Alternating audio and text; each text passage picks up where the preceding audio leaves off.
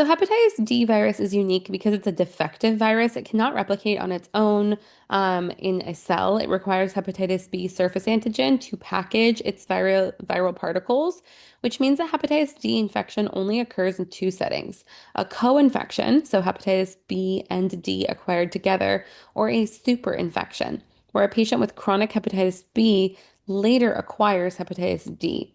Superinfection leads to a severe, rapidly progressive liver disease. And so, again, it's all about ideally prevention.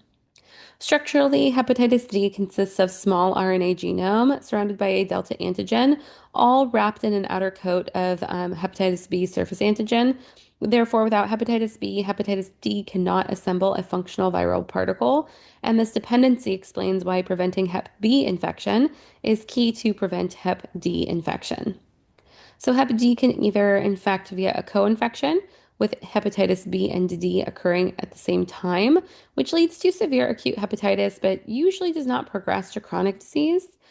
Or hepatitis D can perform a superinfection where it infects someone who already has chronic hepatitis B, which really carries a high risk of chronic hepatitis D infection and then severe complications, severe chronic liver disease. And superinfection, if a patient gets this, could look like a sudden flare in a patient who was previously hepatitis B stable. Hepatitis D spreads through percutaneous and mucosal exposures. Therefore, risk factors include IV drug use, high-risk sexual behavior, and because hepatitis D requires hepatitis B to replicate, screening for hepatitis D should be considered in patients with chronic Hep B who have an unexpected increase in liver enzymes or a worsening clinical status. So this graph is showing a co-infection with Hep B and D together, which are acquired at the same time. Both viruses will rise simultaneously, and ALT will spike. I don't know if I have but ALT will spike as hepatocytes become damaged.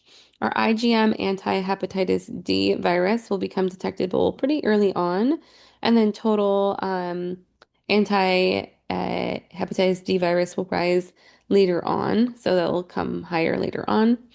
Most patients clear both viruses and do not become chronic carriers, but the key point is co-infection is severe, but typically self-limiting. Versus this is a patient who gets a super infection, so they already had Hep B, and that's shown by persistent hepatitis B surface antigen. So that's this like orange block here. It's just chronic. And then we see hepatitis D appears unexpectedly. We see that here.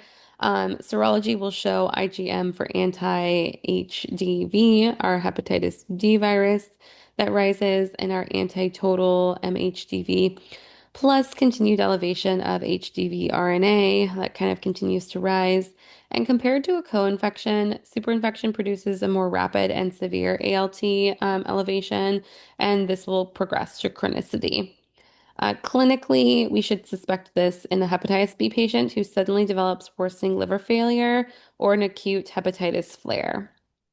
And there is no vaccine for hepatitis D. Prevention depends entirely on preventing Hep B because Hep D requires hepatitis B surface antigen to replicate. So the strategy is fairly simple. We want to vaccinate to prevent Hep B, educate high-risk patients, and reduce needle-related exposures.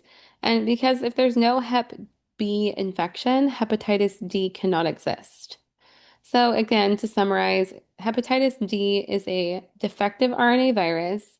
It absolutely requires hepatitis B to replicate, and co-infection is a severe acute disease but usually clears, while superinfection has a high likelihood of chronic infection and severe liver disease.